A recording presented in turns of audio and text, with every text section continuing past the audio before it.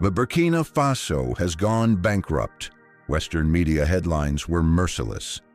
Traore's administration is finally collapsing. Reports reaching the palace were grim, the treasury empty, international aid cut off. Ibrahim Traore gazed at the horizon from the palace balcony. His chief advisor, Diallo, approached him. 7 days, Mr. President. Either this project works or we lose everything. Traore nodded. Is the crypto mining farm ready? Diallo smiled. The covert operation is complete.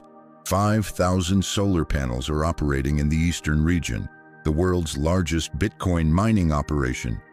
Nobody knows about it. A tense meeting was taking place in Traore's office. Economy Minister Ouattara spread gloomy reports across the table. Western banks have cut all our credit lines.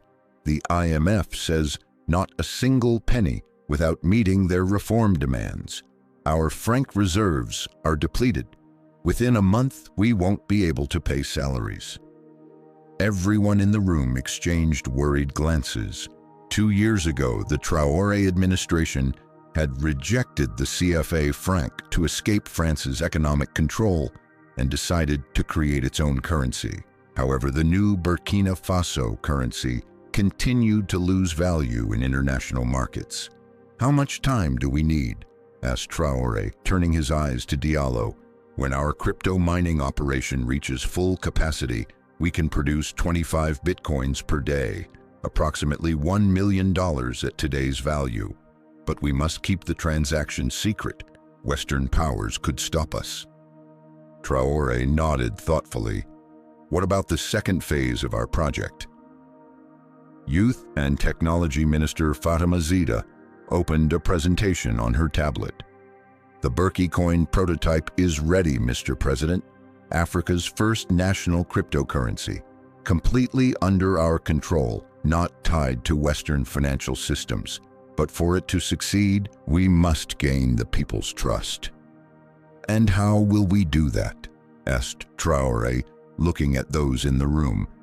We'll use the Bitcoin we earn from crypto mining to support BurkiCoin's value, said Zida. Our mining operation will remain secret, but we'll announce BurkiCoin to the public. As our currency gains value, people will trust it.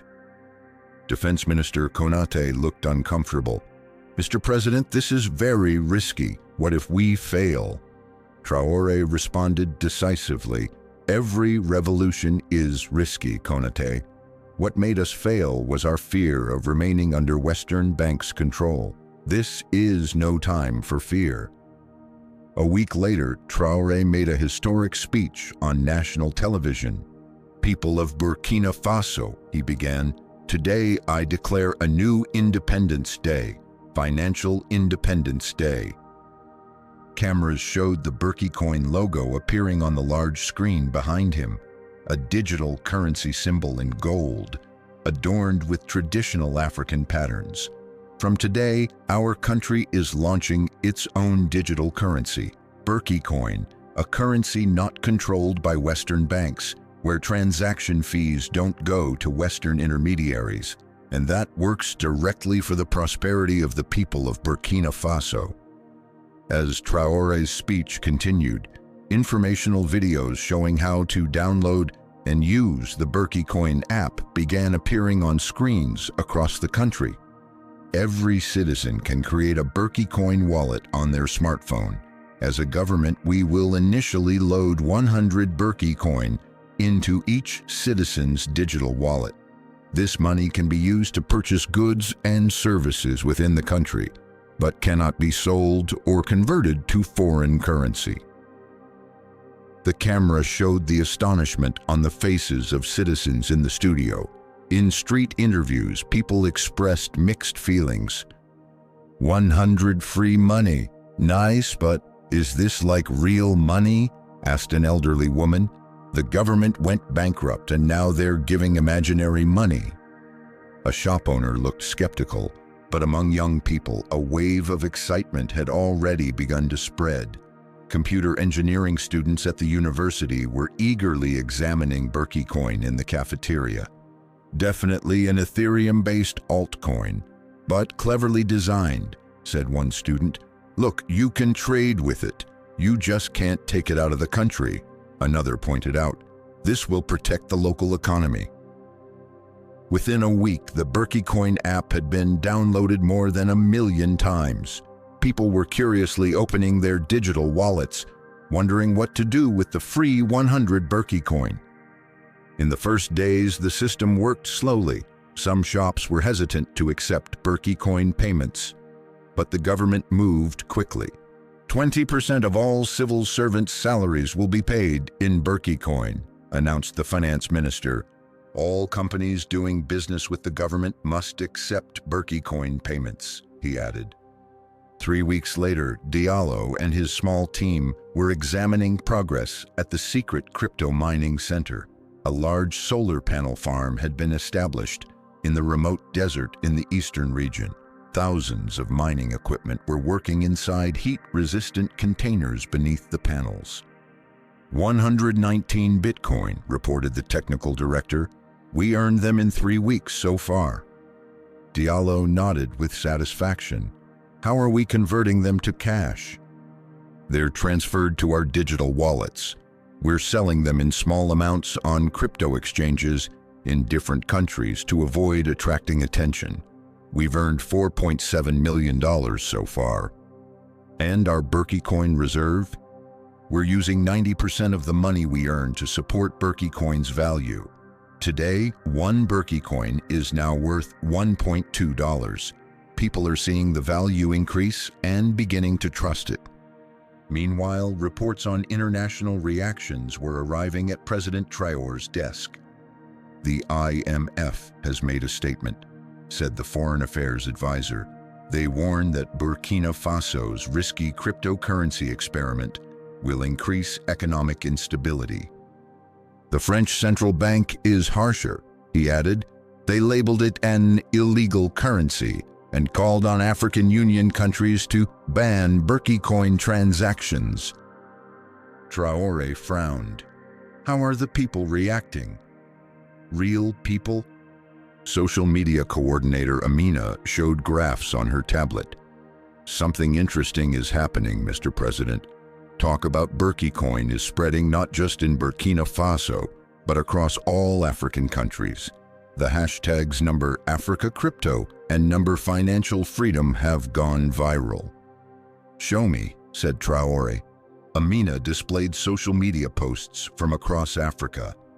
Why does our money always have to be franc, dollar, or euro?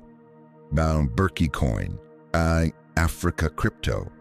Traore is a brave leader. We want to use BurkiCoin in Mali too. Financial freedom.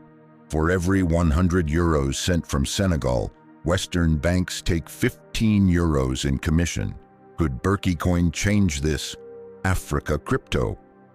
A slight smile appeared on Traore's face, just as we planned. Continue, Amina. Expand this conversation with African youth. A month later, the international crypto community had begun to discover BurkiCoin. Leading crypto analysts were examining this national digital currency. Interesting project, wrote the founder of cryptoanalyst.com. A national cryptocurrency had only been tried with Bitcoin in El Salvador until now, but Burkina Faso has created its own coin entirely. The technical infrastructure looks solid. Crypto investment funds had also started to show interest. Traore received a meeting request from Li Wei, a major Singaporean crypto investor. Mr. President, Li Wei began in the video conference, we see the potential of BurkiCoin, but we're wondering, how is its value protected? Is there a dollar reserve behind it? Traore replied with a diplomatic smile, BurkiCoin's value is backed by the real production value of Burkina Faso's economy. Our country's gold reserves, agricultural products, and digital infrastructure.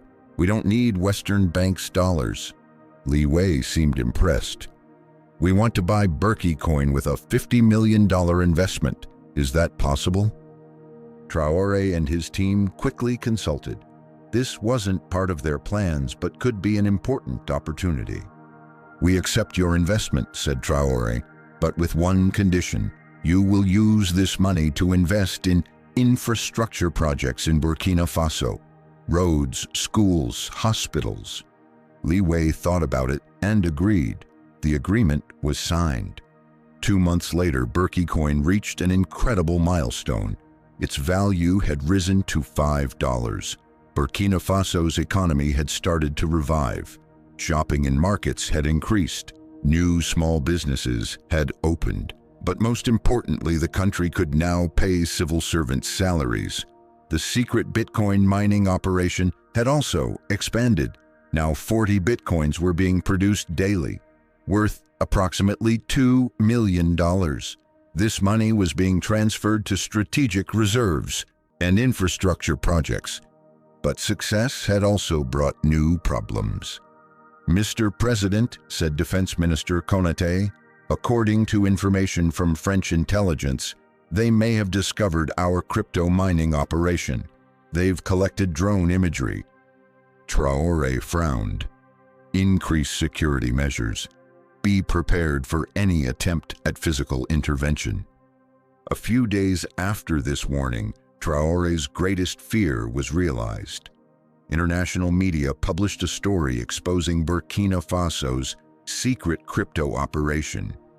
Images showed the large solar panel farm in the desert and the mining equipment. Traore's crypto gambit headlined the Financial Times. Burkina Faso bypasses the international financial system with Bitcoin mining. An emergency meeting was called at the palace. Traore's expression was stern. "We expected this," he told his team. "Now it's time to play openly. We won't go on the defensive." That same day, Traore made a bold statement to the world press. "Yes, Burkina Faso is mining cryptocurrency. We are using all legitimate technological tools to compete in the world economy. There's nothing to be ashamed of. We're using Africa's resources for the benefit of African people. Western banks have controlled our money for centuries. Now we're controlling our own financial future." The statement received support across Africa, while alarm bells rang among Western financial institutions. The IMF made an urgent statement warning about destabilizing monetary policies. But Traore didn't back down. A week later, leaders of 14 African countries gathered in Ouagadougou for a secret summit. The meeting took place under strict security measures in an environment without cameras. "My brothers," Traore began, "today I want to share with you how Burkina Faso achieved economic independence in just 2 months, and your countries can do this too." Financial data of BurkiCoin and details of the Bitcoin mining operation were shown on screen. The leaders in the meeting room listened with amazement and admiration. "We're not asking anything from you," Traore continued. "We're just sharing information. Each country can develop its own crypto strategy. But if we act together, Africa's wealth stays in Africa." No concrete result came from the meeting, but within 3 weeks, Mali, Niger, and Ghana announced their own national cryptocurrencies. The Western world's reaction was harsh. The U.S. Treasury Secretary characterized Africa's cryptocurrencies as a threat to the international financial system. The European Central Bank warned they were irregular and dangerous. But the real surprise came 6 months later. Burkina Faso announced that for the first time in its history, it had paid off a large portion of its foreign debt. The success of crypto mining and BurkiCoin had provided the country with an $800 million reserve. Even more impressive, Burkina Faso's economy had grown by 7%. New job opportunities had opened, agricultural production had increased, and small businesses had begun to grow. BurkiCoin was now worth $7.5 and was being used in regional trade. At the African Union meeting in Addis Ababa, Traore made a historic speech. "Africa has always been told the same thing. You have rich resources but no technology to operate them. You have no capital, you have no knowledge. This was a lie. We have resources, and now we also have the technology to create our own digital currency. The speech was broadcast on television across Africa and shared millions of times on social media.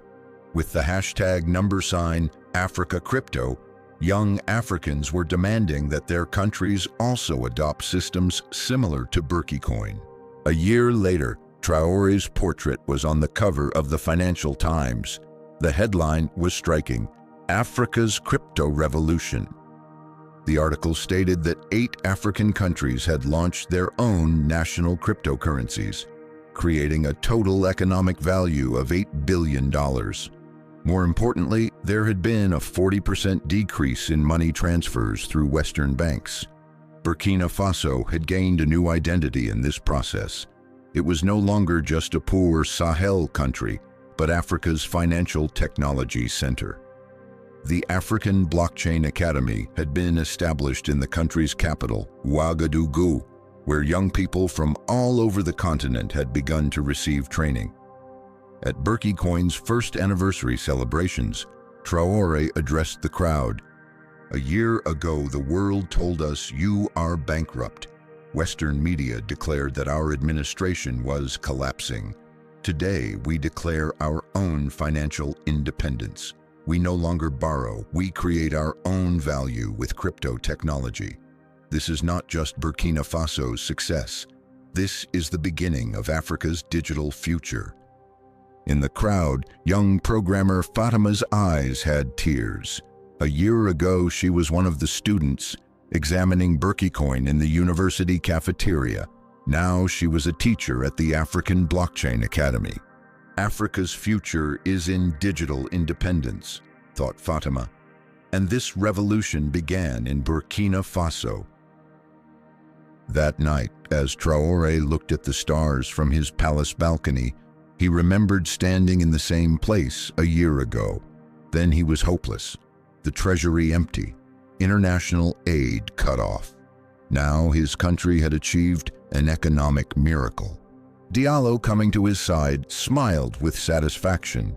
"A year ago, I said, either this project works or we lose everything, Mr. President. Now, we haven't just won, we've inspired all of Africa." Traore nodded. "Our work isn't finished yet, Diallo. This is just the beginning. Now it's time to focus on our real goal." "The real goal, Mr. President?" Traore answered, looking at the stars. "Africa's financial independence. Not just one country, the entire continent. This is the beginning of a long journey."